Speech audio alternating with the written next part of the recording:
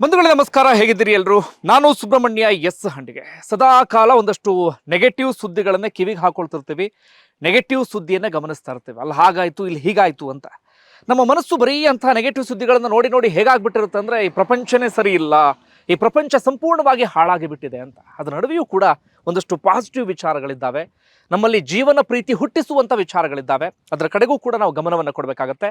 ಬಂಧುಗಳು, ಇವತ್ತು ಅತ್ಯಂತ ವಿಶೇಷವಾದಂಥ ಸ್ಟೋರಿಯೊಂದನ್ನು ನಿಮ್ಮ ಮುಂದೆ ಇಡ್ತಾ ಇದ್ದೇನೆ.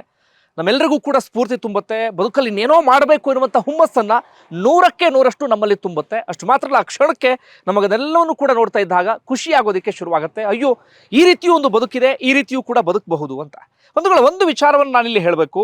ಬಹುತೇಕ ಇತ್ತೀಚಿನ ದಿನಗಳಲ್ಲಿ ಬಹಳ ಬೇಜಾರಾಗುತ್ತೆ. ನೀವು ಗ್ರಾಮೀಣ ಪ್ರದೇಶಕ್ಕೆ ಹೋಗಿ ನೋಡಿದ್ರೆ ಅಲ್ಲಿದ್ದಂಥ ಯುವಕ ಅಥವಾ ಯುವ ಜನತೆ ಎಲ್ಲರೂ ಕೂಡ ನಗರಕ್ಕೆ ಶಿಫ್ಟ್ ಆಗ್ತಿದ್ದಾರೆ. ಯಾಕೆ?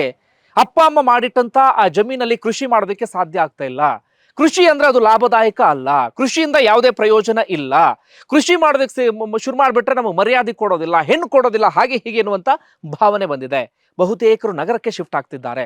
ಅದೆಷ್ಟೋ ಹಳ್ಳಿಯನ್ನು ನೋಡಿದಾಗ, ಗ್ರಾಮೀಣ ಪ್ರದೇಶವನ್ನು ನೋಡಿದಾಗ ಬಹಳ ಬೇಜಾರಾಗ್ಬಿಡುತ್ತೆ. ಬರೀ ಒಂದಷ್ಟು ವಯಸ್ಸಾದವರಲ್ಲಿ ತುಂಬ್ತಾ ಇದ್ದಾರೆ ಬಿಟ್ರೆ ಯುವಕ ಯುವತಿಯರೆಲ್ಲರೂ ಕೂಡ ನಗರಕ್ಕೆ ಶಿಫ್ಟ್ ಆಗಿದ್ದಾರೆ. ಆದರೆ ಇದರ ನಡುವೆ ಒಂದಷ್ಟು ಜನ ಕೃಷಿ ಮಾಡ್ತಾ ಬದುಕನ್ನ ಅದ್ಭುತವಾಗಿ ಅನುಭವಿಸ್ತಿದ್ದಾರೆ.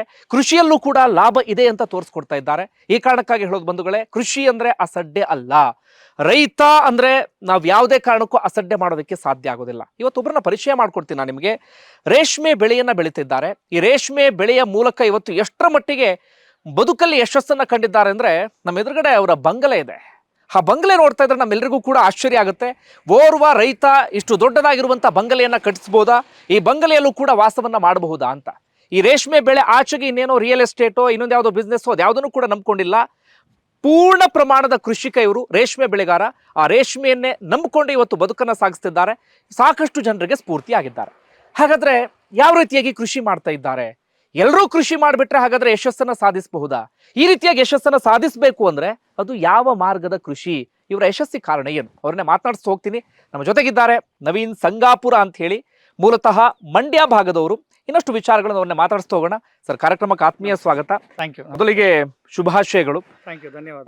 ಓರ್ವ ರೈತ ಈ ರೀತಿಯಾಗಿ ಮಾಡಬಹುದು ಅಂತ ತೋರಿಸ್ಕೊಟ್ಟಿದ್ದೀರಿ. ಜೊತೆಗೆ ಓರ್ವ ರೈತ ಮಹಿಳೆ ಯಾವಾಗಲೂ ಒಂದು ಮಾತನ್ನು ಹೇಳಿದರು, ರೈತರು ಕೂಡ ಕೋಟಿಲಿ ಮಾತಾಡೋ ದಿನ ಬಂದೇ ಬರುತ್ತೆ ಅಂತ ಹೇಳಿ. ನನಗೆ ಇದನ್ನು ನೋಡಿದಾಗ ಅನಿಸ್ತಾ ಇದೆ, ನಿಜವಾಗ್ಲೂ ಹೌದು, ರೈತರು ಕೂಡ ಕೋಟಿಲಿ ಮಾತಾಡುವಂಥ ದಿನ ಬರ್ತಾ ಇದೆ ಅಂತ ಹೇಳಿ. ನಾನು ಸಾಕಷ್ಟು ವಿಚಾರವನ್ನು ನಿಮ್ಮ ಹತ್ರ ಮಾತಾಡ್ತಾ ಹೋಗಬೇಕು, ನಿಮ್ಮ ಮನೆಗೆ ಸಂಬಂಧಪಟ್ಟ ಹಾಗೆ, ನಿಮ್ಮ ಬದುಕಿಗೆ ಸಂಬಂಧಪಟ್ಟ ಹಾಗೆ. ಅದೆಲ್ಲದಕ್ಕಿಂತ ಮಿಗಿಲಾಗಿ ನೀವು ಮೂಲತಃ ಎಲ್ಲಿಯವರು, ಯಾವ ರೀತಿಯಾಗಿ ನಿಮ್ಮ ಬದುಕು ಶುರುವಾಯಿತು, ಏನು ಕತೆ? ಪ್ರಪ್ರಥಮವಾಗಿ ನಿಮಗೆ ಧನ್ಯವಾದ ಹೇಳ್ತೀನಿ. ನಿಮ್ಮ ಚಾನಲ್ ಅಭಿಮಾನಿ ನಾನು. Thank you. ಮೀಡಿಯಾ ಮಾಸ್ಟರ್, ನಿಮ್ಮದು ಮೆಸ್ತಮಗ.com, ಕಲಾ ಮಾಧ್ಯಮ ಇದೆಲ್ಲ ನೋಡ್ತಾ ಇರ್ತೀವಿ. ಟ್ರಾವೆಲ್ ಮಾಡ್ಬೇಕಾದ್ರೆ ಸಿಕ್ಕಾಪಟ್ಟೆ ಇಂಟರ್ವ್ಯೂಗಳನ್ನ ಕೇಳ್ತೀನಿ. ತುಂಬ ಇನ್ಫಾರ್ಮೇಟಿವ್ ಆಗಿರುತ್ತೆ ನಿಮ್ಮ ಚಾನಲ್ಸು, ಅದ್ಭುತವಾಗಿರುತ್ತೆ. ಮತ್ತು ಗಂಭೀರ ಪ್ರೇಕ್ಷಕರು ಮಾತ್ರ ನಿಮ್ಮ ಚಾನಲ್ ನೋಡೋದು ಅಂತ ನಾನು ಭಾವಿಸಿದ್ದೀನಿ. ಓಕೆ, ನಾವು ಮೂಲತಃ ಇದೆ ಸಂಗಾಪುರ, ಇದೇ ಹಳ್ಳಿ. ಇಲ್ಲೇ ಜಸ್ಟ್ ಕೆಳಗಡೆನೆ ನಮ್ಮ ಹಳೆ ಮನೆ ಇತ್ತು. ನಾವು ರೇಷ್ಮೆ ಕೃಷಿ ಮಾಡಿ ಕಾಲಾಂತರದಲ್ಲಿ ಇಲ್ಲಿ ಮನೆ ಮಾಡಿದ್ಮೇಲೆ ಅಣ್ಣ ತಮ್ಮ ಎಲ್ಲ ಈ ಕಡೆ ಶಿಫ್ಟ್ ಆಗಿದ್ದೀವಿ. ನನ್ನ ಹಳೆ ಮನೆಯಲ್ಲಿ. ಸಂಗಾಪುರ ಅಂದ್ರೆ ಮಂಡ್ಯದಿಂದ ಎಷ್ಟು ದೂರ ಆಗುತ್ತೆ ಇದು? ಇದು ಮಂಡ್ಯದಿಂದ 28 ಕಿಲೋಮೀಟರ್ ಆಗುತ್ತೆ ಈ ಗ್ರಾಮ. 28 ಕಿಲೋಮೀಟರ್ ಆಗುತ್ತೆ ಗ್ರಾಮ. ನಮ್ಮದು ಮೂಲತಃ ಒಂದು ಮೇಲುಕೋಟೆ ಹಳ್ಳಿ. ಅಂದರೆ ನಾವು ಮಂಡ್ಯದ ಗದ್ದೆ ಹಳ್ಳಿಗೆ ಬರೋದಿಲ್ಲ. ಅಂದರೆ ನಮ್ಮ ಕಾವೇರಿ ನೀರಾವರಿ ಏನಿದೆ ಅದು ನಮಗೆ ಏನು ಅಪ್ಲೈ ಆಗೋದಿಲ್ಲ. ನೀರು ನಮಗೆ ತುಂಬ ಕಷ್ಟನೇ. ಇತ್ತೀಚೆಗೆ ಆಗಿರೋ ಸ್ವಲ್ಪ ಹೇಮಾವತಿ ನೀರು ಸ್ವಲ್ಪ ಬರುತ್ತೆ. ಬಟ್ ನಮ್ಮ ಜಮೀನುಗಳಲ್ಲೆಲ್ಲ ನಾವು ಮ್ಯಾಕ್ಸಿಮಮ್ಮು ಬೋರ್ವೆಲ್ ಕೃಷಿ ಆಧಾರಿತ. ನಮ್ಮ ಲೋಕಪಾವನಿ ನದಿ ವರ್ಷ ಪೂರ್ತಿಯನ್ನು ಹರಿಯೋದಿಲ್ಲ. ಇದರಿಂದ ನಾವು ನೀರಾವರಿ ರೈತರು ಅಂತ ಹೇಳಲಿಕ್ಕೆ ಬರೋದಿಲ್ಲ. ಅಂದ್ರೆ ನೀವು ನಿಮ್ಮ ತಂದೆಯೇ ಒಂದು ಹಂತಕ್ಕೆ ಬಂದು ನಿಂತಿದ್ರ ಅಥವಾ ಯಾವ ರೀತಿಯಾಗಿ ಆರಂಭ ದಿನಗಳು ಹೇಗಿತ್ತು? ನಮ್ಮ ತಂದೆ ತುಂಬ ಶ್ರಮಜೀವಿ, ಬೋರೇಗೌಡರು ಅಂತ. ಅವರು 1994 ರೇಷ್ಮೆ ಕೃಷಿ ಮಾಡ್ತಾ ಇದ್ರು. ನಾನು 96-97 SSLC ಆದಮೇಲೆ ಡಿಪ್ಲೊಮಾ ಸೇರಿದೆ. ಅದರಲ್ಲೇ ಅನುತ್ತೀರ್ಣ ಆಗ್ತೀನಿ. ನಾನೇನು ತುಂಬ ಶಾರ್ಪ್ ಆಗಿರೋದಿಲ್ಲ ಓದೋದ್ರಲ್ಲಿ, ನನಗೆ ಆಸಕ್ತಿ ಇರೋದಿಲ್ಲ ಅವತ್ತಿನ ಸಮಯದಲ್ಲಿ. ಅದಾದ ನಂತರ ನಾನು ಬೆಂಗಳೂರಿಗೆ ಹೋಗಿ ಬಾರ್ ಅಂಡ್ ರೆಸ್ಟೋರೆಂಟ್ಸಲ್ಲೆಲ್ಲ ಕ್ಯಾಶಿಯರ್ ಆಗಿರ್ತೀನಿ. ಕಳಿಂಗ ಅಂತ ಒಂದು ಬಾರ್ ಇತ್ತು, ಅಲ್ಲಿ ಕ್ಯಾಶಿಯರ್ ಆಗಿದ್ದೆ. ಬಾರಲ್ಲಿ ಕ್ಯಾಶಿಯರ್ ಆಗಿತ್ತು. ನಿಮ್ದೊಂದು ವೃತ್ತಿ ಶುರುವಾಗಿದ್ದು? ಅದಾದ ನಂತರ ಒಂದು 4 ವರ್ಷ ಇದ್ದೆ ಅಲ್ಲಿ ಬೆಂಗಳೂರಲ್ಲಿ. ಯಾವಾಗಲೂ ಅನಿಸ್ತಿತ್ತು ಅವಾಗ ನಾನು ಸ್ವಲ್ಪ ಚೆನ್ನಾಗಿ ಓದಬೇಕಿತ್ತು, 100%. ನನ್ನ ಕ್ಲಾಸ್ಮೇಟ್ಸ್ಗಳೆಲ್ಲ ಏನೋ ಓದ್ತಾ ಇದ್ದಾರೆ? ಖಂಡಿತವಾಗ್ಲೂ ನಾನು ಇವತ್ತೂ ಪುಟ್ಟ ಮಕ್ಕಳಿಗೆ, ಯುವಕರಿಗೆ ಏನು ಕರೆ ಕೊಡ್ತೀನಿ ಅಂದರೆ, ವಿದ್ಯೆ ಅನ್ನೋದು ಮನುಷ್ಯನ ಶಕ್ತಿ, ಅದನ್ನ ಕಳ್ಕೋಬಾರ್ದು. ಸಖತ್. ಈಗ ಬೆಂಗಳೂರಿಗೆ ಹೋಗ್ತೀರಿ, ಹೋಟೆಲ್ ಕ್ಯಾಶಿಯರ್ ಕೆಲಸ ಮಾಡ್ತಿರ್ತೀರಿ, ಆಮೇಲೆ ಯಾಕೆ ಊರಿಗೆ ವಾಪಸ್ ಬರ್ಬೇಕಂತ ಯಾಕೆ ಅನಿಸ್ತು ನಿಮಗೆ? ಒಂದು ನನಗೆ ಅದೇ ನಾನು ನನಗೆ ಮೊದಲಿಂದ ಒಂದು ಅಭ್ಯಾಸ ಅಂದರೆ ಸಾಕಷ್ಟು ಪುಸ್ತಕಗಳು ಓದುವಂಥದ್ದು, ಜಗತ್ ಸುತ್ತುವಂಥದ್ದು ಅಂದರೆ ಅವತ್ತಿನ ನನ್ನ ಒಂದು ಸಣ್ಣ ಆರ್ಥಿಕ ಪರಿಸ್ಥಿತಿಯಲ್ಲಿ ಅಕ್ಕಪಕ್ಕದ ಊರುಗಳು, ಶೃಂಗೇರಿ, ಮೂಡುಬಿದ್ರೆ, ಧರ್ಮಸ್ಥಳ, ಈ ಥರ. ಓಕೆ. ಆಮೇಲೆ ಬೆಂಗಳೂರಿಂದ ವಾಪಸ್ ಬರ್ತೀರಾ ಇಲ್ಲಿಗೆ? ಹೌದು ಸರ್. 2004ರಲ್ಲಿ ನನಗೊಂದು ಅನ್ಸೋದೇನು ಅಂದರೆ, ಬೆಂಗಳೂರು ಜೀವನ ಮಾಡ್ಬೋದು, ಇದು ಬದುಕು ಕಟ್ಕೊಡುತ್ತೆ, ಆದರೆ ನನ್ನ ಒಂದು ಮನಸ್ಥಿತಿಯಷ್ಟು ಬದುಕ ಥರ ಊರು ಇದಲ್ಲ ಅನ್ನೋ ಭಾವನೆ ಬಂತು ನನಗೆ. ಅದಾದ ನಂತರ ಮತ್ತೆ ಊರಿಗೆ ಬಂದ್ಬಿಟ್ಟೆ. ನಮ್ಮ ತಂದೆ ಒಂದು 50 ಅಡಿ 20 ಅಡಿ ಉಳುಮನೆ ಕಟ್ಟಿದ್ರು, ಒಂದು 2.5 ಎಕರೆ ಇಪ್ಪನಳ್ಳಿ ತೋಟ ಮಾಡಿದ್ರು. ಅಂದ್ರೆ ರೇಷ್ಮೆ ಕೃಷಿಗೆ ಸಂಬಂಧಪಟ್ಟ ಕೃಷಿಗೆ ಸಂಬಂಧಪಟ್ಟಂಗೆ ಅಂದ್ರೆ ಹುಳು ಸಾಕಾಣಿಕೆ ಮನೆ ಮತ್ತೆ ಇಪ್ಪನಳ್ಳಿ ತೋಟ ಮಾಡಿದ್ರು. ಅದು ನನಗೆ ಬುನಾದಿ ಆಯಿತು ಕೆಲಸ ಮಾಡಲಿಕ್ಕೆ. ಬಟ್ ಒಂದು ಅನಿಸಿದ್ದೇನು ಅಂದರೆ, ಅವತ್ತಿನ ಮಟ್ಟದಲ್ಲಿ ಅಷ್ಟು ಒಂದು ವೈಜ್ಞಾನಿಕ ಒಂದು ವಿಚಾರಗಳು, ಕೃಷಿಯ ವಿಚಾರಗಳು ಇಲ್ಲಿ ಸುತ್ತಮುತ್ತಲ ನಮ್ಮ ರೈತರಿಗೆ ಇರಲಿಲ್ಲ ಅನ್ನಿಸ್ತು. ಮತ್ತು ಅವತ್ತು ಆ್ಯಕ್ಚುಲಿ 270-280 ರೂಪಾಯಿ ಒಂದು ಕೆಜಿ ಗೂಡಿನ ಬೆಲೆ ಇತ್ತು. It's a very good price. 2004ರಲ್ಲಿ ಇದು ತುಂಬ ಒಳ್ಳೆ ಬೆಲೆ. ಇವಾಗ ಸರಾಸರಿ 450 ರೂಪಾಯಿ ಇದೆ. ಹಂಗೆ ಕಂಪೇರ್ ಮಾಡಿದ್ರೆ ಇವತ್ತು ಬೆಲೆ ಕಮ್ಮಿ ಕಂಪೇರಿಟಿವ್ಲಿ. ತುಂಬ ಚೆನ್ನಾಗಿದೆ ಅನ್ನಿಸ್ತು ನನಗೆ ಪರ್ಸ್ನಲಿ. ಆ ನಂತರ ನನ್ನ ಜೀವನದಲ್ಲಿ ನಡೆದ ಕೆಲವು ವೈಯಕ್ತಿಕ ಘಟನೆಗಳಿಂದ ನಾನು ರೇಷ್ಮೆಗೆ ಆಳವಾಗಿ ಅಂಟ್ಕೊಬಿಟ್ಟೆ. ನಾನು ಅನಿವಾರ್ಯವಾಗಿ ರೇಷ್ಮೆಗೆ ಬಂದೆ. ಬಟ್ ಒಂದು ಹಂತದಲ್ಲಿ ನಾನು ರೇಷ್ಮೆನೇ ನನ್ನ ಬದುಕು ಅನ್ನುವಂಥ ಒಂದು ಅನಿವಾರ್ಯ ಪರಿಸ್ಥಿತಿ ಕ್ರಿಯೇಟ್ ಆಯಿತು. ಅಲ್ಲ, ಈಗ ನಾನು ಇದೊಂದು ಮಾತು ಕೇಳ್ತಾ ಇದ್ದೀನಿ, ಯಾಕಂದ್ರೆ ತುಂಬ ಜನ ಏನಾಗ್ಬಿಡ್ತಾರೆ, ಯಾವುದೋ ಉತ್ಸಾಹದಲ್ಲಿ ಈ ಬೆಂಗಳೂರು ನಗರ ಸಾಕಪ್ಪ, ಇಲ್ಲಿ ಜಂಜಾಟ, ಈ ಜೀವನ ಸಾಕು ಅಂತೇಳಿ ಹಳ್ಳಿಗೆ ವಾಪಸ್ ಬಂದ್ಬಿಡ್ತಾರೆ. ಹಳ್ಳಿಗೆ ವಾಪಸ್ ಬಂದಾದ್ಮೇಲೆ ಅವ್ರಿಗೆ ಅನ್ಸಕ್ಕೆ ಶುರು ಆಗ್ಬಿಡುತ್ತೆ, ಅಯ್ಯೋ ಸಿಟಿ ಲೈಫ್ ಭಾಳ ಚೆನ್ನಾಗಿತ್ತು, ಇಲ್ಲಿ ಬಂದು ನನಗೆ ಕೃಷಿ ಮಾಡೋದಕ್ಕಾಗೋದಿಲ್ಲ, ಅಥವಾ ಮೈಗೆ ಬಗ್ಸಿ ದುಡಿಯೋಕ್ಕಾಗಲ್ಲ, ನಾನು ಯಾವುದೋ ಒಂದು ಭ್ರಮೇಲಿ ಬಂದುಬಿಟ್ಟೆ, ಆ ರೀತಿ ಯೋಚನೆ ಮಾಡಿದ್ರು ತುಂಬ ಜನ ಇರ್ತಾರೆ. ನಿಮಗೆ ಬೆಂಗಳೂರಿಂದ ಇಲ್ಲಿಗೆ ಬಂದಾಗ ಆರಂಭದಲ್ಲಿ ಏನಾದರೂ ಆ ಥರ ಫೀಲ್ ಆಗಿತ್ತಾ ಹೇಗೆ? ಆ್ಯಕ್ಚುಲಿ ಬೆಂಗಳೂರಲ್ಲಿ ನಾನು ಒಂದು ಸ್ವಲ್ಪ ಮಟ್ಟದ ಸಂಪಾದನೆ ಮಾಡಿ ಮನೆಗೆ ಜೀವನೋಪಾಯಕ್ಕೆ ಅಂತ ಕಳಿಸ್ತಾ ಇದ್ದೆ. ಅದನ್ನೆಲ್ಲ ಬಳಸಿ ನಮ್ಮ ತಂದೆ ಅವರು ಸಾಕಷ್ಟು ಸಾಲ ಸೋಲ ಮಾಡಿ ಒಂದು ಉಳು ಮನೆ ಕಟ್ಟಿದ್ರು. ಬಟ್ ನನಗೆ ಬೆಂಗಳೂರಿಂದ ಬಂದ ಉದ್ದೇಶ ಸರ್, ನಾನು ಊರಲ್ಲಿ ದೊಡ್ಡ ಬದುಕನ್ನ ಕಟ್ಕತೀನಿ ಅನ್ನೋ ಭರವಸೆಲ್ಲ, ನೆಮ್ಮದಿಯ ಬದುಕನ್ನ ಜೀವನ ಮಾಡಬೇಕು ಅನ್ನೋ ಏಕೈಕ ಆಸೆಯಿಂದ ಬಂದಿದ್ದು ನಾನು. ಅಂದರೆ ಬೆಂಗಳೂರು ನಗರದ ಬದುಕು ನನಗೆ ಹೋಗಲೇ ಇಲ್ಲ. ನಾನು ಇವತ್ತೂ ತುಂಬ ಜನ ಕೇಳ್ತಾರೆ, ಯಾಕೆ ಈ ಊರಲ್ಲಿ ಹಿಂಗೆ ಮನೆ ಕಟ್ಕೊಂಡಿದ್ದೀರಿ, ಅಕ್ಕಪಕ್ಕ ಅವಶ್ಯಕತೆ ಏನಿದೆ? ಈಗ ನಾನು ಪಾಂಡವಪುರದಲ್ಲ ಅಥವಾ ಮಂಡ್ಯದಲ್ಲಿ ಇರೋ ಅವಶ್ಯಕತೆ, ಇದು ನಮ್ಮೂರು, ನಾನು ಬದುಕಿರೋದೇ ಇಲ್ಲಿ, ನನ್ನ ಬದುಕು ಇಲ್ಲೇನೆ, ನಾನೊಬ್ಬ ಕೃಷಿಕ, ವ್ಯವಸಾಯನೇ ನನ್ನ ಬದುಕು, ನನ್ನ ಜಮೀನು ಇರೋದು ಇಲ್ಲೇ ಅಕ್ಕಪಕ್ಕ, ನಾನು ಸಿಟಿಲಿ ಬದುಕೋದ್ರಲ್ಲಿ ಅರ್ಥವೇ ಇಲ್ಲ. ಅದರಿಂದ ಜಸ್ಟ್ ಒಂದು ತೃಪ್ತಿದಾಯಕವಾಗಿ ಊರಲ್ಲಿ ಬದುಕಬೇಕು ಅನ್ನೋ ಏಕೈಕ ಆಸೆಯಿಂದ ಊರಿಗೆ ಬಂದಿದ್ದಷ್ಟೇ, ಊರಿಗೆ ಬಂದಿದ್ದು. ಆ ಸಮಯದಲ್ಲಿ ರೇಷ್ಮೆ ಕೃಷಿ ಸಿಕ್ಕಾಪಟ್ಟೆ ಚೆನ್ನಾಗಿ ನಡೀತಾ ಇತ್ತು. ಅಂದರೆ ರೇಷ್ಮೆ ಇಲಾಖೆ ತುಂಬ ಅದ್ಭುತವಾಗಿ ಕೆಲಸ ಮಾಡ್ತಿತ್ತು. JICA first phase, second phase ಅಂತ ಜಪಾನ್ ವಿಜ್ಞಾನಿಗಳ ಸಹಯೋಗದೊಂದಿಗೆ ರೇಷ್ಮೆ ಕೃಷಿಯ ಉಚ್ಛ್ರಾಯ ಸ್ಥಿತಿಗೆ ಹೋಗ್ತಾ ಇತ್ತು. ಆ ಒಂದು ಆಶಾದಾಯಕವಾದ ಪರಿಸ್ಥಿತಿಯಲ್ಲಿ ನಾನು ರೇಷ್ಮೆ ಕೃಷಿಗೆ ಬಂದೆ. ನನ್ನ ಅದೃಷ್ಟಕ್ಕೆ ನಾನು ರೇಷ್ಮೆ ತರಬೇತಿ ಸಂಸ್ಥೆಗೆಲ್ಲ ಹೋಗಿ, ಅಣ್ಣಾಜಿರಾವ್ ಅಂತ ಅಲ್ಲಿ ಒಬ್ಬರು ನನಗೆ ಟೀಚರ್ ಸಿಕ್ಕಿದ್ರು, ಅವರಿಂದ ನಾನು ಸಾಕಷ್ಟು ಕಲಿತೆ. ರಾಘವೇಂದ್ರ ರಾವ್ ಅಂತಿದ್ರು. ಆನಂತರ ವಿಚಾರ ಗೊತ್ತಾಗಿದೆ ಏನು ಅಂದರೆ, ಈ ರೇಷ್ಮೆ ಕೃಷಿಯಲ್ಲಿ ಸಂಶೋಧನೆ ಮತ್ತು ತರಬೇತಿ ಕೊಡಲಿಕ್ಕೆ ಮೈಸೂರಲ್ಲಿ CSRT ಅಂತ ಒಂದು ಸಂಸ್ಥೆ ಇದೆ ಅಂತ, ಅಲ್ಲಿಗೆ ನಿರಂತರವಾಗಿ ಹೋಗ್ಲಿಕ್ಕೆ ಶುರು ಮಾಡಿದೆ. ಅಲ್ಲಿ ಸಾಕಷ್ಟು ಜನ ವಿಜ್ಞಾನಿಗಳ ಜೊತೆ ಒಡನಾಟ ಬೆಳೀತು. ಡಾಕ್ಟರ್ ಬಾಲಕೃಷ್ಣ, ಡಾಕ್ಟರ್ ನಟರಾಜ್, ಈ ಥರ ಸಾಕಷ್ಟು ಜನ ವಿಜ್ಞಾನಿಗಳ ಜೊತೆ ಒಡನಾಟ ಬೆಳೀತು. ಅದೆಲ್ಲ ಆದಮೇಲೆ ನಾನು ಅರ್ಥ ಆಗಿದ್ದೇನು ಅಂದರೆ, ಈ ಕೃಷಿಗೆ ತುಂಬ ಪೊಟೆನ್ಷಿಯಲ್ ಇದೆ. ಬಟ್ ಏನಪ್ಪ ಅಂದರೆ, ನಮ್ಮ ಸುತ್ತಮುತ್ತಿನ ರೈತರು ಅದನ್ನೆಲ್ಲ ಗ್ರಹಿಸಿ ಸರಿಯಾಗಿ ಮಾಡ್ತಿಲ್ಲ ಅನ್ನೋ ಭಾವನೆ ಬಂತು. ಆ ನಂತರ ನಾನು ಆ ಒಂದು ಅಧ್ಯಯನ ಮತ್ತು ಅನುಭವದ ಆಧಾರದ ಮೇಲೆ ರೇಷ್ಮೆ ಕೃಷಿನ ತುಂಬ ಚೆನ್ನಾಗಿ ಮಾಡ್ಲಿಕ್ಕೆ ಶುರು ಮಾಡಿದೆ. ಅಕ್ಕಪಕ್ಕ ರೈತರು ತುಂಬ ಅಪ್ರಿಷಿಯೇಟ್ ಮಾಡ್ಲಿಕ್ಕೆ ಶುರು ಮಾಡೋರು, ಚೆನ್ನಾಗಿ ಮಾಡ್ತಾರೆ ಅಂತ.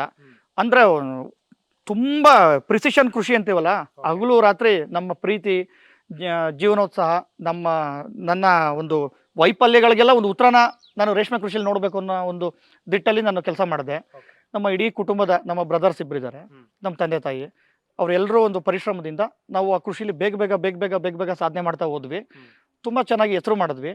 ರೈತರುಗಳಿಗೆ ಚೆನ್ನಾಗಿ ಮಾಡ್ತಿರಲ್ಲ, ಆಗ ಚಾಕಿ ಸೆಂಟರ್ ಅಂತ ಟ್ರೆಂಡ್ ಶುರುವಾಗಿತ್ತು. ಚಾಕಿ ಸೆಂಟರ್ ಅಂದ್ರೆ ಏನು ಅಂದರೆ, ರೇಷ್ಮೆ ಬಿತ್ತನೆ ಬೀಜಗಳನ್ನು ತಂದು ಮೊದಲು ರೈತರು ಅವರೇ ಅದನ್ನು ಚಾಕಿ ಮಾಡಿ ಹ್ಯಾಚ್ ಮಾಡೋದನ್ನ ಚಾಕಿ ಮಾಡೋದು ಅಂತ ಕರಿತೀವಿ ಟೆಕ್ನಿಕಲಿ. ಹ್ಯಾಚ್ ಮಾಡಿ ಅವ್ರು ಬಳಸ್ತಾ ಇದ್ರು.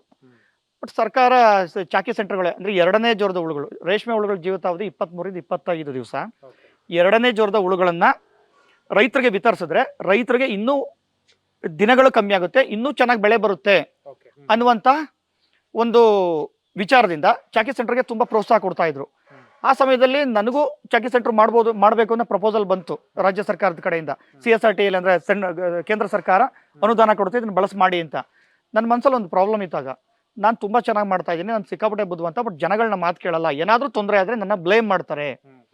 ಅಂದರೆ ಜನಗಳ ಜೊತೆ ನಾನು ಏನಾದರೂ ಒಂದು ಮಾಡಬೇಕು ಅನ್ನೋ ಮನಸ್ಥಿತಿಲಿ ಇರಲಿಲ್ಲ ಆಗ.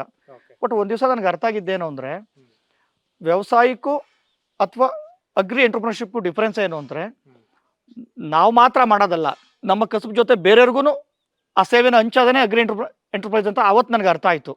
ಆ ನಂತರ ನಾನು ಚಾಕಿ ಸೆಂಟರ್ 2008 ಶುರು ಮಾಡಿದ್ವಿ, ಮಾಡ್ತಾ ಇದ್ದೀವಿ, ಬೆಳ್ಕೊಂಡು ಬರ್ತಾ ಇದ್ದೀವಿ. ಒಂದು ಅಂದಾಜು ಒಂದು ಹಂತಕ್ಕೆ ಫೈನಾನ್ಷಿಯಲಿ ನೀವು ಸ್ಟ್ರಾಂಗ್ ಆಗೋದಕ್ಕೆ ಅಥವಾ ಫೈನಾನ್ಷಿಯಲಿ ಒಂದು ಹಂತಕ್ಕೆ ನಿಂತ್ಕೊಳ್ಳೋಕೆ ಎಷ್ಟು ವರ್ಷ ಬೇಕಾಯಿತು ಬೆಂಗಳೂರಿಂದ ಬಂದಮೇಲೆ?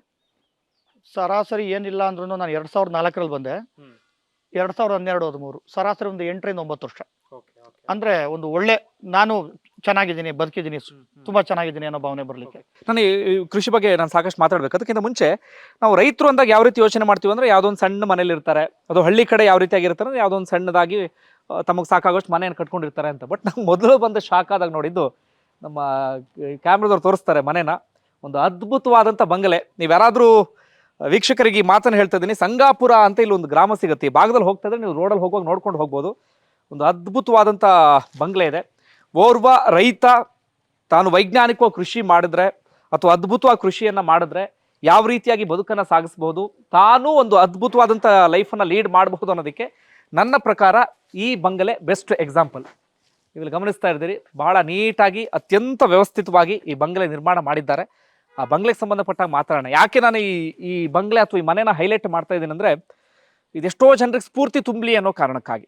ನಾವು ತುಂಬ ಜನ ಮತ್ತೆ ಮತ್ತೆ ಮತ್ತೆ ಮತ್ತೆ ಯಾವ ಮಾತನ್ನ ಹೇಳ್ತೀವಿ ಅಂದರೆ, ಕೃಷಿಯಿಂದ ಏನೂ ಮಾಡೋದಕ್ಕಾಗೋದಿಲ್ಲ, ಕೃಷಿ ಮಾಡೋದು ಸುಮ್ಮನೆ ಯಾವುದೋ ಒಂದು ಹಳ್ಳಿಯ ಮೂಲೆಯಲ್ಲಿ ಇರಬೇಕು, ಆತ ಜೀವನದಲ್ಲಿ ಏನೂ ಸಾಧಿಸೋಕ್ಕಾಗಲ್ಲ ಅಂತ ಒಂದು ಭಾವನೆ ನಮ್ಮೆಲ್ಲರಲ್ಲೂ ಕೂಡ ಇರುತ್ತೆ. ಆ ಭಾವನೆ ದೂರ ಆಗಲಿ ಅನ್ನೋ ಕಾರಣಕ್ಕಾಗಿ ಈ ಮನೇನ ಎಕ್ಸಾಂಪಲ್ ಆಗಿ ತೋರಿಸ್ತಾ ಇದ್ದೀನಿ.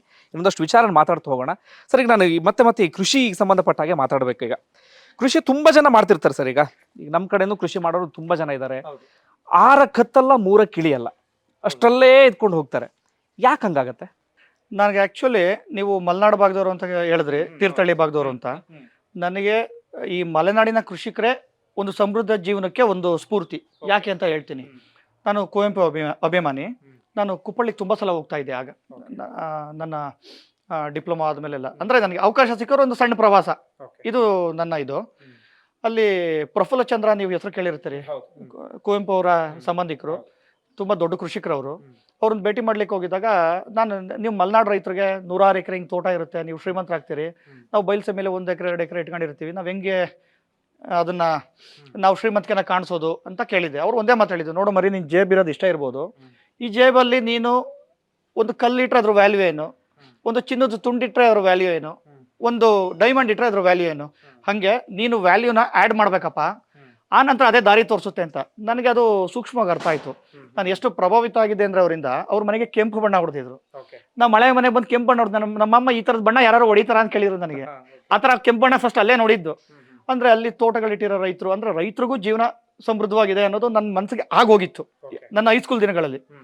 ಆ ನಂತರ ನಾನು ರೇಷ್ಮೆ ಕೃಷಿ ಮಾಡಬೇಕು ಅಂತ ಬಂದಾಗ, ಈ ಕೃಷಿನ ಮಾಡಿ ಯಾವ ಥರ ಜನಗಳು ಸಕ್ಸಸ್ ಆಗಿದ್ದಾರೆ ಅನ್ನೋ ವಿಚಾರ ಬಂದಾಗ, ನನಗೆ ಮೊದಲು 2 ಹೆಸರನ್ನ ನಾನು ನೆನಪು ಮಾಡ್ಕೋಬೇಕು. ಆ್ಯಕ್ಚುಲಿ ನನ್ನ ಕಲಾ ಮಾಧ್ಯಮದಲ್ಲಿ ಒಂದು ತಪ್ಪಾಯಿತು, ನನ್ನ ಒಂದು ಮರವಿನಿಂದ ಒಂದು ಹೆಸರು ಹೇಳಲಿಲ್ಲ. ನೊಣವಿನಕೆರೆಯಲ್ಲಿ ವೀರಭದ್ರ ಸ್ವಾಮಿ ಅಂತ ಒಬ್ರು ಇದ್ದಾರೆ, ಮಹಾನ್ ಮೇಧಾವಿ, ಮಹಾನ್ ಜ್ಞಾನಿ. ನಾನು ಏನಾದರೂ ಒಂದು ನನಗೆ ಒಬ್ಬ ರೈತನ ನೋಡಿದ್ರೆ ಹಿಂಗಿರಬೇಕು, ನಮ್ಮ ಫಾದರ್ ಹಿಂಗಿರಬೇಕು ಅನ್ನೋದ್ರೆ ನಾನು ಸ್ವಾಮಿಯವ್ರ ಹೆಸರು ಹೇಳ್ತೀನಿ. ಅವ್ರ ಮಗ ನೇತ್ರಾನಂದ ಅಂತ ನನ್ನೇಜಿ, ಅವ್ರಿಗೆ ಅದ್ಭುತವಾಗಿ ಕೃಷಿ ಮಾಡ್ತಾರೆ. 1200 ಮೊಟ್ಟೆ ಪ್ರತಿ ತಿಂಗಳು ಬಿತ್ತನೆಗೂಡನ್ನ ಬೆಳೀತಾರೆ, ಅದ್ಭುತವಾಗಿ ಮಾಡ್ತಾರೆ. ತುಂಬ ವೈಜ್ಞಾನಿಕ ಕೃಷಿಕರು. ಅಂದರೆ ರೈತರು ಮನಸ್ಸು ಮಾಡಿದ್ರೆ ಏನಾಗ್ಬೋದು ಅನ್ನೋಕ್ಕೆ ನಮ್ಮ ಸ್ವಾಮಿಯವರು ಒಂದು ಉದಾಹರಣೆ. ಅದೇ ಥರ ಮುತ್ತನಲ್ಲೂರು ನಂಜಪ್ಪ ರೆಡ್ಡಿ ಅವರು ಅಂತ, ಅವ್ರು ಈಗಿಲ್ಲ, ಅವ್ರ ಮಕ್ಕಳೆಲ್ಲ ಕೃಷಿ ಮಾಡ್ತಾರೆ. ರೇಷ್ಮೆ ಕೃಷಿಲಿ ದೊಡ್ಡ ಹೆಸರು. ಈ ಥರ ಸಾಕಷ್ಟು ರೈತರು ಇದ್ದಾರೆ. ಬಟ್ ನನ್ನ ಜೀವನದ ಮೇಲೆ ಪ್ರಭಾವ ಬೀರಿದ್ದು ಈ ರೈತರುಗಳು. ನಾನು ಪದೇ ಇವತ್ತು ಸಹ ನನಗೇನಾದ್ರು ರೇಷ್ಮೆ ಕೃಷಿಯಲ್ಲಿ ಒಂದು ಉತ್ಸಾಹ ಸ್ಫೂರ್ತಿ ಬೇಕು ಅಂದರೆ, ಅಥವಾ ಒಂದೇನಾದ್ರು ಒಂದು ಕ್ಲಾರಿಫಿಕೇಶನ್ಸ್ ಬೇಕು ಅಂದರೆ, ನಾನು ನೊಣವಿನಕೆರೆಗೆ ಹೋಗ್ತಾ ಇರ್ತೀನಿ ನಮ್ಮ ಸ್ವಾಮಿಯವ್ರ ಮಾತಾಡಲಿಕ್ಕೆ. ದೇವಸ್ಥಾನಗಳಿಗೆ ಜನ ಹುಡ್ಕೊಂಡು ಹೋಗ್ತಾರಲ್ಲ, ಹಂಗೆ ನಾನು ನೊಣವಿನಕೆರೆಗೆ ಹೋಗ್ತಾ ಇರ್ತೀನಿ. ಓಕೆ, ಅಂದ್ರೆ ನೀವು ಹೇಳೋ ಸರ್, ಈಗ ವೈಜ್ಞಾನಿಕವಾಗಿ ಕೃಷಿ ಮಾಡಿ ಅಂತ ಸಲಹೆ. ವೈಜ್ಞಾನಿಕವಾಗಿ ಕೃಷಿ ಮಾಡಬೇಕು ಒಂದು. ಎರಡನೇದು ಸ್ಕೇಲ್ ಅಪ್ ಮಾಡಬೇಕು. ನಾವು ಚಿಕ್ಕದಾಗೆ ಮಾಡಬಾರ್ದು. ಬೇಕಾದಷ್ಟು ಕೃಷಿ ಭೂಮಿಗಳು ಸಿಕ್ಕಾಬಟ್ಟೆ ಪಾಳು ಬಿದ್ದಿದೆ. ಅದನ್ನೆಲ್ಲ ನಿಮಗೆ ತುಂಬ ಒಂದು ಅಫೋರ್ಡಬಲ್ ಪ್ರೈಸಲ್ಲೇ ಕೊಡ್ತಾರೆ. ಅದನ್ನೆಲ್ಲ ನೀವು ಲೀಸಿಗೆ ತಗೊಂಡು ಆ ಕೆಲಸ ಮಾಡ್ಬೋದು.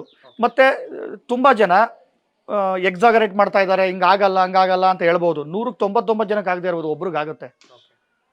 ಆ ಒಬ್ರು ಅನ್ನೋರು ಎಲ್ಲ ಕ್ಷೇತ್ರದಲ್ಲೂ ಇದ್ದಾರೆ. ಶ್ರಮ ಬೇಕು. ಇಲ್ಲಿ ನಿಮಗೆ ಏನೋ ದೊಡ್ಡದು ಮಾಡೋಕ್ಕಾಗದೇ ಇರ್ಬೋದು. ಬಟ್ ನಾನು ಇನ್ನೊಂದು ಮಾತು ಹೇಳಕ್ಕೆ ಬಯಸ್ತೀನಿ. ಯಾರಾದರೂ ಒಂದು ಸ್ವಲ್ಪ ಸಮೃದ್ಧವಾಗಿದ್ದರೆ, ಅದೇನೋ ಅದು ಲೀಗಾಲಿಟಿ ಬಿಟ್ಟು ಆಚೆಗೆ ಜೀವನ ಮಾಡಿರ್ಬೋದು ಅನ್ನೋ ಭ್ರಮೆ ಇದೆ ಎಲ್ರಿಗೂ. ಅಥವಾ ಮೀಡಿಯಾ ನಾವು ನೋಡಿ ಆ ಥರ ಜನಗಳ ಮಕ್ಳಿಗೆ ಅನ್ನಿಸ್ತಾ ಇರ್ಬೋದು. ಬಟ್ ನಾನು ಕಡಾಖಂಡಿತವಾಗಿ ಹೇಳ್ತೀನಿ, ದೊಡ್ಡ ಶ್ರೀಮಂತರಾಗದೇ ಇರ್ಬೋದು, ಸಮೃದ್ಧವಾಗಿ ಜೀವನ ಮಾಡ್ಲಿಕ್ಕೆ ಏನು ಸಮಸ್ಯೆ ಇಲ್ಲ. ಕಷ್ಟ ಅನ್ನೋದು ಎಲ್ರಿಗೂ ಬರುತ್ತೆ, ಸಮಸ್ಯೆ ಅನ್ನೋದು ಎಲ್ರಿಗೂ ಬರುತ್ತೆ. ಉದಾಹರಣೆಗೆ ನಮ್ಮ ಇಂಡಸ್ಟ್ರಿಯಲ್ ಕಷ್ಟ ಅಂತ ಹೇಳಬೇಕು ಅಂದರೆ, ಈಗ ಸಿಕ್ಕಾಪಟ್ಟೆ ಬರಗಾಲ ಬಂದಿದೆ, 1100 ಅಡಿ ಹೋದ್ರೂ ನೀರು ಸಿಗ್ತಿಲ್ಲ, ಇದು ಸಮಸ್ಯೆ ಇದೆ. ಮತ್ತು ನಮ್ಮ ಉದ್ಯಮದಲ್ಲಿ ಈಗ ಪೆಬ್ರಿನ್ ಅಂತ ಹೇಳ್ತೀವಿ, ಗಂಟು ರೋಗ ಅನ್ನೋ ಒಂದು ಸಮಸ್ಯೆ ಎದ್ದು ಕಾಣಿಸ್ತಾ ಇದೆ. ನಾವು ಇಲಾಖೆ ಅಧಿಕಾರಿಗಳಿಗೆಲ್ಲ ಮನವಿ ಮಾಡಿದ್ದೀವಿ. ಅದು ಬೀಜದಿಂದನೇ ಬಂದ್ಬಿಡುತ್ತೆ, ಬಿತ್ತನೆ ತಾಯಿ ಚಿಟ್ಟೆಯಿಂದನೇ ಮೊಟ್ಟೆಗೆ ಬಂದ್ಬಿಡುತ್ತದು. ಅದನ್ನ ನಾವೀಗ ರೇಷ್ಮೆ ಮೊಟ್ಟೆ ಮಾಡುವಂಥವ್ರು ಚಾಕಿ ಸೆಂಟರ್ ಈ ಹಂತದಲ್ಲಿ ಅದನ್ನ ತೆಗೆದು ಆಚೆ ಆಗ್ತಾ ಇದ್ದೀವಿ. ಆರ್ಥಿಕವಾಗಿ ಇದು ಸಾಕಷ್ಟು ನಷ್ಟಗಳನ್ನ ಉಡ್ತಾ ಇದೆ. ಮತ್ತೆ ಹಿಂಗೆ ಆದ್ರೆ ಸಾಕಷ್ಟು ಮುಂದೆ ರೇಷ್ಮೆ ಇಂಥ ಬಂಗಾರದ ಕೃಷಿಗೆ ದೊಡ್ಡ ಹೊಡೆತ ಬೀಳೋ ಸಾಧ್ಯತೆ ಇದೆ. ಈ ಹಂತದಲ್ಲೇನೆ ನಾವು ಇಲಾಖೆಗೆಲ್ಲ ಎಚ್ಚರಿಸಿ ಅವ್ರನ್ನ ಒಂದು ಸಹಕಾರ ಪಡೆದು ಅದನ್ನೆಲ್ಲ ನಾವು ಸ್ಟ್ರೀಮ್ ಲೈನ್ಗೆ ತರಬೇಕು ಅನ್ನೋದು ನಮ್ಮ ಸಿಲ್ಕ್ ಅಸೋಸಿಯೇಷನ್ ಆಫ್ ಇಂಡಿಯಾದ್ದು ಒಂದು ಮನವಿ ಇದೆ, ಈಗ ನಡೀತಾ ಇದೆ. ಅಂದ್ರೆ ಕಷ್ಟಗಳು ಎಲ್ಲಾ ಸಮಯದಲ್ಲೂ ಬರ್ತವೆ. ಸಕ್ಸಸ್ ಅಂತ ಏನು ಇಲ್ಲ ಸರ್, ಅದೊಂದು ನಿಲ್ದಾಣ ಏನಲ್ಲ, ಜರ್ನಿ ಅಷ್ಟೇ. ಅದು ಹೋಗ್ತಾ ಇರ್ತೀವಿ, ಸಮಸ್ಯೆ ಬರುತ್ತೆ, ಬೀಳ್ತೀವಿ, ಮತ್ತೆ ಎದ್ದು ಮುಂದಕ್ಕೆ ಹೋಗ್ತೀವಿ. ಅದರಿಂದ ಪ್ರಯಾಣನ ಎಂಜಾಯ್ ಮಾಡ್ಬೇಕೆ ಹೊರತು ಸಕ್ಸಸ್ ಅನ್ನೋದು ಒಂದು ನಿಲ್ದಾಣ ಅಲ್ಲ, ಅದು ಒಂದು ಪ್ರಯಾಣ ಅಷ್ಟೇ. ಒಂದು ಅದ್ಭುತ ಮಾತನ್ನು ಬಳಸಿದ್ರೆ, ರೇಷ್ಮೆ ಕೃಷಿಗೆ ಬಂಗಾರದ ಕೃಷಿ ಅಂದ್ರೆ ಹೌದು, ಅದು ಬಂಗಾರದ ಕೃಷಿನ. ಹಾಗಾದ್ರೆ ಅಂದ್ರೆ ಎಲ್ಲರೂ ಮಾಡ್ಬೋದು ರೇಷ್ಮೆ ಕೃಷಿ 100%. ಯಾಕೆ ಅಂತ ಹೇಳ್ತೀನಿ, ನಿಮಗೆ ದುಡ್ಡು ಕಮ್ಮಿ ಬರ್ಬೋದು, ಜಾಸ್ತಿ ಬರ್ಬೋದು. 25 ದಿವಸಕ್ಕೆ 30 ದಿವಸಕ್ಕೆ ದುಡ್ಡು ಬರೋ ಬೆಳೆ ಯಾವ್ದಿದೆ? ಯಾವುದೂ ಇಲ್ಲ ನನಗೆ ಗೊತ್ತಿರಂಗೆ. ವರ್ಷಕ್ಕೆ 10 ಸಲ ಮಿನಿಮಮ್ 10 ಸಲ ನೀವು 1 ಎಕರೆ ಇದ್ರೆ 20 ಗುಂಟೆ ಮಾಡಬೇಕು, 2 ಎಕರೆ ಇದ್ರೆ 1 ಎಕರೆ ಮಾಡಬೇಕು. ಈ ತರ 10 ಎಕರೆ 25 ಎಕರೆ ವ್ಯವಸಾಯ ಮಾಡೋರು ನಮ್ಮಲ್ಲಿದ್ದಾರೆ. ಮತ್ತೆ ನಿಮ್ಮ ಬುದ್ಧಿಶಕ್ತಿ, ಇವತ್ತಿನ ಕಮರ್ಷಿಯಲ್ ಗೂಡ್ಸ್ ಅಂತ ನಾವು ಕಕೂನ್ಸ್ ಅಂತ ಏನ್ ಹೇಳ್ತೀವಿ, ಅಂದ್ರೆ ನೂಲು ಬಿಚ್ಚಾಣಿಕೆಗೆ ಬಳಸುವಂತ ಗೂಡುಗಳು ಇವತ್ತು ಸರಾಸರಿ 450 ರೂಪಾಯಿ ಇದೆ. ಇದು ತುಂಬಾ ಒಳ್ಳೆ ರೇಟ್ ಅಲ್ಲ, ನನಗೆ ಗೊತ್ತು, ಒಪ್ಕೋತೀನಿ. ಬಟ್ ಅದು 708 ರೂಪಾಯಿ ಇತ್ತು. ಅದಕ್ಕೆ ಅದರದೇ ಅಂತ ಕಾರಣಗಳಿದೆ. ಸರಾಸರಿ ನೀವು 500 ರೂಪಾಯಿ ಅಂತ ಅನ್ಕೊಂಡ್ರು ಆ ತರದ ಗುಡ್ನು ನೀವು ಬೆಳಿಬಹುದು. ಬಿತ್ತನೆಗೆ ಬೀಜಕ್ಕೆ ಹೋಗುವಂತ ಗೂಡುಗಳು ಸರಾಸರಿ 1000 ರೂಪಾಯಿ ಇದೆ, ಅದನ್ನು ಬೇಕಾದ್ರೂ ಬೆಳಿಬಹುದು. ಆದ್ರೆ ವ್ಯತ್ಯಾಸ ಏನು? ನಿಮ್ಮ ಬುದ್ಧಿಶಕ್ತಿ, ನಿಮ್ಮ ಶ್ರಮ, ನೀವು ಅದಕ್ಕೆ ಏನ್ ಇನ್ಫ್ರಾಸ್ಟ್ರಕ್ಚರ್ನ ಸೃಷ್ಟಿ ಮಾಡ್ಕೊಂಡಿದ್ದೀರಿ, ಇದರ ಆಧಾರದ ಮೇಲೆ. ಓಕೆ, ನಾ ಇನ್ನೊಂದು ಪ್ರಶ್ನೆ ಕೇಳ್ಬೇಕು. ನಿಮ್ಮ ಮಂಡ್ಯ ಜನರಿಗೆ ಏನ್ ಸಲಹೆ ಕೊಡ್ತೀರಿ? ಯಾವ ಕೃಷಿ ಬೆಸ್ಟ್ ಅಂತ ಹೇಳ್ತೀರಿ ಈ ಮಂಡ್ಯ ನೆಲಕ್ಕೆ, ಮಂಡ್ಯದ ಮಣ್ಣಿಗೆ? ಆಕ್ಚುಲಿ ಏನಂದ್ರೆ ಸರ್, ಕಬ್ಬು ನಿಜಕ್ಕೂ ತುಂಬಾ ಹಿಂದೆ ಲಾಭದಾಯಕವಾಗಿತ್ತು. ಆ ತರ ಕಬ್ಬಲ್ಲಿ ಲಾಭ ಬಂದಿರಲಿಲ್ಲ. ಅಂದ್ರೆ ನಮ್ಮ ಕಬ್ಬು ಬೆಳೆಯ ಕೃಷಿಕರು ಗದ್ದಳ್ಳಿಲಿ 16 ಕಂಬದ ಮನೆ, 20 ಕಂಬದ ಮನೆ, 24 ಕಂಬದ ಮನೆ ಕಟ್ಟಕ್ಕೆ ಸಾಧ್ಯ ಇರಲಿಲ್ಲ. ಅಂದ್ರೆ ಅವತ್ತು ಅದ್ರ ಸಮೃದ್ಧತೆ ಇತ್ತು. ಬಟ್ ಇವತ್ತು ಕಬ್ಬಲ್ಲಿ ಆರ್ಥಿಕತೆ ಸರಿ ಇಲ್ಲ ಸರ್. ಇದು ನಾವು ಫ್ಯಾಕ್ಟ್ರಿನ ರನ್ ಮಾಡಿಸ್ಬೇಕು ಅಂತ ಕಬ್ಬು ಬೆಳೀತಾ ಇದೀವಿ ಹೊರತು ರೈತ ಉದ್ಧಾರ ಆಗಬೇಕು ಅಂತ ಕಬ್ಬು ಬೆಳಿ ಅಂತ ನನಗೇನು ಕಾಣಿಸ್ತಾ ಇಲ್ಲ. ನಮ್ಮ ಸಾಕಷ್ಟು ರೈತ ಬಂದವರು ಅದು ಒಪ್ಪೋದು, ಕೆಲವರು ಒಪ್ಪದೇ ಇರ್ಬೋದು. ಬಟ್ ಕಬ್ಬಲ್ಲಿ ಖಂಡಿತ ಲಾಭ ಇಲ್ಲ ಸರ್, ಕಬ್ಬಲ್ಲಿ ಲಾಭ ಇಲ್ಲ, ಇವತ್ತಿನ ಮಟ್ಟಕ್ಕೆ ಲಾಭ ಇಲ್ಲ ಕಬ್ಬಲ್ಲಿ. ನನಗೆ ಒಂದು ಹೇಳ್ತೀನಿ, ನಾನು ಇವನು ರೇಷ್ಮೆ ಮಾಡ್ತಾನೆ, ಎಲ್ರಿಗೂ ರೇಷ್ಮೆ ಮಾಡೋ, ನಾನು ಏನು ಹೇಳ್ತೀನಿ ಅಂದ್ರೆ, ನಾನು ಬೇರೆ ವಿಚಾರ ನನಗೇನು ಗೊತ್ತಿಲ್ಲ.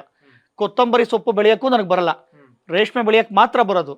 ನನಗೆ ಇವತ್ತು 43 ವರ್ಷ, ನಾನು 20ನೇ ವಯಸ್ಸಿಂದಲೂ ನಾನು ರೇಷ್ಮೆಲಿದ್ದೀನಿ. ನನ್ನ 23 ವರ್ಷದ ಅನುಭವದ ಆಧಾರದ ಮೇಲೆ ಹೇಳ್ತೀನಿ, ರೇಷ್ಮೆಯಲ್ಲಿ ಬದುಕಿದೆ, ಅದ್ರಲ್ಲಿ ಅನುಮಾನನೇ ಇಲ್ಲ.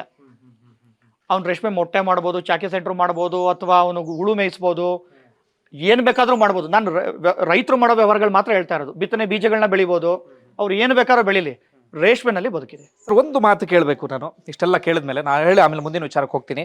ಈಗ ತುಂಬ ಕಡೆಗಳಲ್ಲಿ ಏನಾಗುತ್ತೆ, ರೈತ ಅಂದರೆ ಅಸಡ್ಡೆಯಿಂದ ನೋಡೋದು, ರೈತ ಅಂದಾಗ ಹೆಣ್ಣು ಕೊಡದೇ ಇರೋದು, ಅಥವಾ ರೈತ ಅಂದಾಗ ಬೇರೆ ರೀತಿಯ ಮನಸ್ಥಿತಿ, ಅಥವಾ ಹಳ್ಳಿಲಿದ್ದಾರೆ ಅಂದಾಗ ಒಂದು ಬೇರೆ ರೀತಿಯಲ್ಲಿ ಮನಸ್ಥಿತಿ ಇರುತ್ತೆ. ನಿಮ್ಗಿವತ್ತು ನಾನೊಬ್ಬ ರೈತ ಅಂತ ಹೇಳ್ಕೊಳ್ಳೋಕ್ಕೆ, ನಾನೊಬ್ಬ ರೇಷ್ಮೆ ಕೃಷಿಕ ಅಂತ ಹೇಳ್ಕೊಳ್ಳೋಕ್ಕೆ ಎಷ್ಟು ಹೆಮ್ಮೆ ಇದೆ? ನಿಮ್ಮ ಬಗ್ಗೆ ನೀವು ಎಷ್ಟು ಪ್ರೌಡ್ ಫೀಲ್ ಆಗ್ತೀರಿ? ನನಗೆ ನಿಜಕ್ಕೂ ನನ್ನ ಬಗ್ಗೆ ಹೆಮ್ಮೆ ಇದೆ. ಆಮೇಲೆ ಇದು ಅನಾವಶ್ಯಕ ಹೆಮ್ಮೆ ಅಲ್ಲ, ನಿಜಕ್ಕೂ ಪ್ರಾಮಾಣಿಕವಾಗಿ ನನ್ನ ಬದುಕ್ತಾ ಇರೋ ಜೀವನದ ಬಗ್ಗೆ ನನಗೆ ಪರಿಪೂರ್ಣ ತೃಪ್ತಿ ಇದೆ. ಇವತ್ತು ಪರಿಪೂರ್ಣ ಜೀವನ ತೃಪ್ತಿ ಅಂತಾರಲ್ಲ, ಅದು ತುಂಬ ದೊಡ್ಡವರಲ್ಲೂ ನಾನು ತುಂಬ ಚೆನ್ನಾಗಿ ಸಕ್ಸಸ್ಫುಲ್ ಜನಗಳು ನೋಡೋ ಪ್ರಕಾರ. ಬಟ್ ಇಲ್ಲ, ನನಗೇನಷ್ಟು ತೃಪ್ತಿ ಇಲ್ಲ ನಾನು ಮಾಡ್ತಾ ಇರೋ ಕೆಲಸದಲ್ಲಿ ಅಂತ ಹೇಳ್ತಾರೆ. ಬಟ್ ನಾನು ಮಾಡ್ತಾ ಇರೋ ಕೆಲಸದಲ್ಲಿ ನನಗೆ ತೃಪ್ತಿ ಇದೆ. ಖಂಡಿತವಾಗ್ಲೂ 2 ಎಕರೆ ಇದ್ರೂ ರೇಷ್ಮೆಯಲ್ಲಿ ಉತ್ತಮ ಮಟ್ಟದ ಜೀವನ ಮಾಡಲಿಕ್ಕೆ ಖಂಡಿತವಾಗ್ಲೂ ಕೊರತೆ ಇಲ್ಲ. 2 ಎಕರೆ ಇದ್ದರೆ 25ರಿಂದ 30 ಸಾವಿರ ನಿವ್ವಳ ಆದಾಯನ ನೋಡ್ತಾ ಹಳ್ಳಿಯಲ್ಲಿ ಜೀವನ ಮಾಡ್ಬೋದು. ನಾನು ತುರ್ಗಾಮುರ್ಗ ಅದೇ ಪ್ರಶ್ನೆ ಕೇಳ್ತೀನಿ. ಯಾಕಂದ್ರೆ ಒಂದಷ್ಟು ಜನ ನೋಡೋರಿಗೆ ಸ್ಫೂರ್ತಿ ಆಗಲಿ ಅನ್ನೋ ಕಾರಣಕ್ಕಾಗಿ. ಕೃಷಿಯಲ್ಲಿ ದುಡ್ಡಿದೆಯಾ? ಖಂಡಿತವಾಗ್ಲೂ ದುಡ್ಡಿದೆ, ಖಂಡಿತವಾಗ್ಲೂ. ನೀವು ನಿಮ್ಮ ತೀರ್ಥಹಳ್ಳಿ ಕಡೆ, ಶಿವಮೊಗ್ಗ ಕಡೆ ಎಷ್ಟು ಜನಗಳು ತೋಟ ಮಾಡಿ ಎಂತೆಂಥ ಭವ್ಯವಾದ ಮನೆಗಳನ್ನ ಕಟ್ಟಿದ್ದಾರೆ, ಭವ್ಯವಾದ ಜೀವನ ಮಾಡ್ತಾ ಇದ್ದಾರೆ, ನೀವು ನೋಡಿರ್ತೀರಿ. ಮತ್ತೆ ನೀವು ಯಾವುದಾದ್ರೂ ಊರಿಗೆ ಹೋಗಿ ಸರ್, ಯಾವುದಾದ್ರೂ ತಾಲೂಕು ಹೋಗಿ, ಜಿಲ್ಲೆಗೆ ಹೋಗಿ, ಬರೀ ವ್ಯವಸಾಯದಿಂದನೇ ಸಮೃದ್ಧವಾದ ಬದುಕು ಕಟ್ಕೊಂಡಿರೋರು ಸಂಖ್ಯೆ ಮಿನಿಮಮ್ 5% ಸಿಗಲ್ವಾ? ಆ 5% ಜನಕ್ಕೆ ಸಾಧ್ಯ ಆಗೋದು, ಈ 95% ಜನಕ್ಕೆ ಯಾಕಾಗಲ್ಲ ಅಂತ? ಓಕೆ, ಇನ್ನೊಂದು ಪ್ರಶ್ನೆ ಕೇಳಬೇಕು. ನಾನೆಲ್ಲೋ ಬೆಂಗಳೂರಲ್ಲಿ ಯಾವುದೋ ಒಂದು ಸಣ್ಣ ಪುಟ್ಟ ಕೆಲಸ ಮಾಡ್ಕೊಂಡಿರ್ತೀನಿ. ನಂಗೆ ಆ ಕೆಲಸದಲ್ಲಿ ನೆಮ್ಮದಿ ಇರೋದಿಲ್ಲ. ಬಟ್ ನನ್ನ ಊರಲ್ಲಿ ನಮ್ಮ ಅಪ್ಪ ಅಮ್ಮ ಮಾಡಿಟ್ಟಿರೋ ಒಂದು ಸ್ವಲ್ಪ ಜಮೀನು ಇರುತ್ತೆ. 1 ಎಕರೆನೋ 2 ಎಕರೆನೋ ಇರುತ್ತೆ. ಆದರೆ ನಾನು ಕೃಷಿ ಲಾಭ ಇಲ್ಲ ಅನ್ನೋ ಕಾರಣಕ್ಕಾಗಿ ಬೆಂಗಳೂರು ಸಿಟಿಗೆ ಬಂದಿರ್ತೀನಿ. ನಾನು ಧೈರ್ಯವಾಗಿ ಇದೀಗ ಬೆಂಗಳೂರು ನಗರ ಬಿಟ್ಟು ಊರಿಗೆ ಹೋಗಿ ಇನ್ನೇನೋ ವೈಜ್ಞಾನಿಕವಾಗಿ ಕೃಷಿ ಮಾಡ್ತೀನಿ ಅಥವಾ ಇನ್ನೊಂದೇನೋ ಬೇರೆ ಅಧ್ಯಯನ ನಡೆಸಿ ಕೃಷಿ ಮಾಡ್ತೀನಿ ಅಂದರೆ ನಾನು ಇಲ್ಲಿ ಬೆಂಗಳೂರಲ್ಲಿ ದುಡಿಮೆ ಮಾಡ್ತೀನಲ್ಲ, ಅದಕ್ಕಿಂತ ಜಾಸ್ತಿ ದುಡಿಬೋದು. ಹಾಗಾದರೆ ಈಗ ನನ್ನ ಹತ್ರ ಮೊನ್ನೆ ಇಬ್ಬರು ಯಂಗ್ಸ್ಟರ್ಸ್ ಬಂದಿದ್ದರು. ಆಲ್ಮೋಸ್ಟ್ ನನಗಿಂತ ಸ್ವಲ್ಪ ಚಿಕ್ಕವರು, IT ಇಂಜಿನಿಯರ್ಸು, ತುಂಬ ಚೆನ್ನಾಗಿದ್ದಾರಂತೆ. ನಾವು ಸೆರಿಕಲ್ಚರ್ ಮಾಡ್ಬೋದಾ ಅಂತ ಒಂದು ಕೆಲಸ ಮಾಡಿ, ಈ ಸಿಟಿಲಿರೋರು ತುಂಬ ಜನ ಫಾರ್ಮ್ ಹೌಸ್ ಮಾಡಿರ್ತಾರೆ. ಫಾರ್ಮ್ ಹೌಸ್ ಮಾಡಿಬಿಟ್ಟು ಅವ್ರಿಗೆ ನಿರ್ವಹಣೆ ಮಾಡಲಿಕ್ಕೆ ಸಮಯನೋ ಏನೋ ಸಮಸ್ಯೆಯಾಗಿ ಬಿಟ್ಬಿಟ್ಟಿರ್ತಾರೆ. ಆ ಥರ ಉಳು ಮನೆ ಮತ್ತು ತೋಟನ ನಾನೇ ಹುಡುಕಿ ನಿಮಗೆ ಲೀಸು ಕೊಡಿಸ್ತೀನಿ. ಒಂದು ಅಫೋರ್ಡಬಲ್ ಪ್ರೈಸಲ್ಲಿ ಲೀಸು ಕೊಡಿಸ್ತೀನಿ. 1 ವರ್ಷ ನೀವು ಮಾಡಿ, ನಿಮ್ಗೆ ಅದು ಚೆನ್ನಾಗಿದೆ ಅಂದರೆ ಕಂಟಿನ್ಯೂ ಮಾಡಿ, ಇಲ್ಲ ಅಂದರೆ ಬಿಟ್ಬಿಡಿ ಅಂತ ಹೇಳಿದ್ದೀನಿ. ನಾನೇನು ಹೇಳ್ತೀನಿ ಅಂದರೆ, ಯಾವುದನ್ನ ಎಕ್ಸಾಗರೇಟ್ ಮಾಡಬಾರ್ದು. ಜನಗಳಿಗೆ ಅನಾವಶ್ಯಕವಾಗ ಉತ್ಸಾಹ ಬೇಡ. ಪ್ರಾಯೋಗಿಕವಾಗಿ ಮೊದಲು ನೋಡಬೇಕು, ಇದು ಆಗುತ್ತಾ, ನನ್ನ ಕೈಲಾಗುತ್ತಾ, ನನ್ನ ಕೆಪಾಸಿಟಿಲಾಗುತ್ತಾ, ಇದು ಇವ್ರ ಏರ ಥರನೇ ಇದೆಯಾ, ಇದನ್ನು ಅನಲೈಸ್ ಮಾಡಿ ಒಂದು ತೀರ್ಮಾನ ತಗೊಳ್ಳಿ. ಇದು ನನ್ನ ಒಂದು ಎಲ್ರಿಗೂ. ಈಗ ನನ್ನ ಫ್ರೆಂಡು ದೊಡ್ಡಮುದ್ದನಹಳ್ಳಿ ಸಂತೋಷ್ ಅಂತ ಇದ್ದಾರೆ. ಅವರು ಭಯಂಕರವಾಗಿ ಅದ್ಭುತವಾಗಿ ವ್ಯವಸಾಯ ಮಾಡೋರು, ಈಗಲೂ ಮಾಡ್ತಾರೆ. ಅವ್ರದ್ದು 30 ಎಕರೆ ಹಿಪ್ನರಳೆ ತೋಟ ಇದೆ. 10 ಎಕರೆ ಕ್ಯಾಪ್ಸಿಕಮ್ ಮಾಡೋರು, 5 ಎಕರೆ ದ್ರಾಕ್ಷಿ ಮಾಡೋರು. ಕ್ಯಾಪ್ಸಿಕಮಲ್ಲಿ ಈಸ್ ಅ ವೆರಿ ಫೇಮಸ್. ಈ ಥರ ನನ್ನ ಸಾಕಷ್ಟು ಜನ ಸ್ನೇಹಿತರಿದ್ದಾರೆ, ಸಾಕಷ್ಟು ಜನ ಗೆಳೆಯರಿದ್ದಾರೆ. ಈ ವ್ಯವಸಾಯದಿಂದಲೇ ದೊಡ್ಡ ಮಟ್ಟಕ್ಕೆ ಬಂದಿರೋ ನಾನು ಸಾಕಷ್ಟು ಜನ, ಒಂದಲ್ಲ ಎರಡಲ್ಲ, 100, 500, 1000 ಹೆಸರು ಹೇಳ್ಬೋದು. ಓಕೆ, ಈಗ ನಿಮ್ಮದು ರೇಷ್ಮೆ ಕೃಷಿ ವಿಚಾರಕ್ಕೆ ಬರೋದಾದ್ರೆ ಎಷ್ಟಿದೆ, ಈಗ ಎಷ್ಟು, ಹೇಗೆ ನಡೀತಾ ಇದೆ, ಯಾವ ರೀತಿಯಾಗಿ? ಈಗ ನಂದು ಒಟ್ಟು ಒಂದು 28 ಎಕರೆ ತೋಟ ಇದೆ. ಅದರಲ್ಲಿ ನಂದು 12 ಎಕರೆ ಸ್ವಂತ ತೋಟ. ಉಳಿದಿದ್ದೆಲ್ಲ ಲೀಸಿಗೆ ಮಾಡಿದ್ದೀನಿ. 8 ವರ್ಷ, 10 ವರ್ಷ, 5 ವರ್ಷ ಪೀರಿಯಡ್ಸಲ್ಲಿ ಲೀಸಿಗೆ ಮಾಡಿದ್ದೀನಿ. ಎಲ್ಲ ನಡೀತಾ ಇದೆ. ಈಗ ಮೊನ್ನೆನೂ 11 ಎಕರೆ ನಾಟಿ ಮಾಡಿಸಿದ್ದೀನಿ. 11 ಎಕರೆ ನಾಟಿ ಮಾಡಿಸ್ದೆ. 17 ಲಕ್ಷ ಇನ್ವೆಸ್ಟ್ ಮಾಡಿದ್ದೀನಿ. ಆಲ್ರೆಡಿ ಬೋರ್ವೆಲಲ್ಲಿ ನೀರಿಲ್ಲ. ಓಕೆ, ಇವೆಲ್ಲ ಸಮಸ್ಯೆ ಬರ್ತವೆ, ಏನು ಮಾಡೋಕ್ಕಾಗಲ್ಲ. ದೇವ್ರ ದಯೆಯಿಂದ ಒಂದು ಮಳೆ ಬಂದರೆ ಒಂದಷ್ಟು ಮಟ್ಟಕ್ಕೆ ನೆಮ್ಮದಿ ಆಗ್ಬೋದು. ಸರ್, ಈಗ ಟರ್ನ್ ಓವರ್ ಬಗ್ಗೆ ಕೇಳ್ಬೋದಾ? ಮಂತ್ಲಿ ಎಷ್ಟು ಏನಾಯ್ತು ಅಂತ ಹೇಳ್ಬೋದು ಅಂತ ಆದರೆ? ಇಲ್ಲ, ಆ ಥರದ್ದೇನಿಲ್ಲ. ಅದರಲ್ಲಿ ನಾನು ಇನ್ನೊಂದು ಏನು ಹೇಳಲಿಕ್ಕೆ ಬಯಸ್ತೀನಿ ಅಂದರೆ ಸರ್, ಕಷ್ಟ ಸುಖ ಅನ್ನೋದು ಎಲ್ರಿಗೂ ಬರುತ್ತೆ. ಇವಾಗ ಆ್ಯಕ್ಚುಲಿ ರೇಷ್ಮೆ ಉದ್ಯಮದಲ್ಲಿ ಕಷ್ಟ ಇದೆ. ಯಾಕೆ ಅಂದರೆ ನಾನು ನಿಮ್ಗೆ ಹೇಳ್ದಂಗೆ ಒಂದಷ್ಟು ರೋಗಗಳ ಬಾಧೆ ಇದೆ, ಸಿಕ್ಕಾಪಟ್ಟೆ ನೀರಿನ ಸಮಸ್ಯೆ ಇದೆ. ಈ ಥರ ಸಾಕಷ್ಟು ಸಮಸ್ಯೆ ಇರೋದ್ರಿಂದ ಹಿನ್ನಡೆ ಆಗಿದೆ ಈಗ. ಆದರೆ ಹಿಂಗೆ ಪರಿಸ್ಥಿತಿ ಇರಲ್ಲ. ಒಂದು ಒಳ್ಳೆ ಮಳೆ ಬಂದರೆ, ನಾವು ರೋಗಗಳನ್ನ ಹತೋಟಿಗೆ ತಂದರೆ ರೈತರೆಲ್ಲ ಮತ್ತೆ ಖುಷಿಯಾಗಿ ವ್ಯವಸಾಯ ಮಾಡ್ತಾರೆ. ಅಂದರೆ ಒಂದು ಲೆವೆಲ್ಗೆ ಚೆನ್ನಾಗಿದೆ, ಏನು ಚೆನ್ನಾಗಿದೆ. ಬಟ್ ಸಂಕಷ್ಟ ಇಲ್ಲ ಅಂತ ಹೇಳಲ್ಲ, ಕಷ್ಟ ಇದೆ. ಬಟ್ ಕಷ್ಟನ ಹೈಲೈಟ್ ಮಾಡೋದ್ರಲ್ಲಿ ನಾನು ಇಷ್ಟಪಡಲ್ಲ. ಸರ್, ಈಗ ಮನೆ ವಿಚಾರಕ್ಕೆ ಬರೋದಾದ್ರೆ, ನಾನು ಆರಂಭದಲ್ಲೇ ಹೇಳ್ತಾ ಇದ್ದೆ, ರೈತರಂದಾಗ ನಮಗೆ ಮನೆಯ ಕಲ್ಪನೆ ಬೇರೆ ರೀತಿಯಲ್ಲಿರುತ್ತೆ. ಬಟ್ ಇಲ್ಲಿ ನೋಡಿದಾಗ ರೈತರು ಇಷ್ಟು ಅದ್ಭುತವಾಗಿ ಬದುಕಬಹುದು ಅಂತ. ಬಟ್ ನಿಮ್ಮ ಮನೆಯ ಪ್ರತಿ ಗೋಡೆ ನೋಡಿದಾಗ ನಮಗೊಂದು ಜೀವನ ಪ್ರೀತಿ ಕಾಣಿಸುತ್ತೆ. ಇದು ಯಾವಾಗ ಮನೆ ಕಟ್ಸಿದ್ದು, ಏನು ಕಾನ್ಸೆಪ್ಟು, ನಿಮ್ದೇನು ಐಡಿಯಾ, ಹೇಗೆ?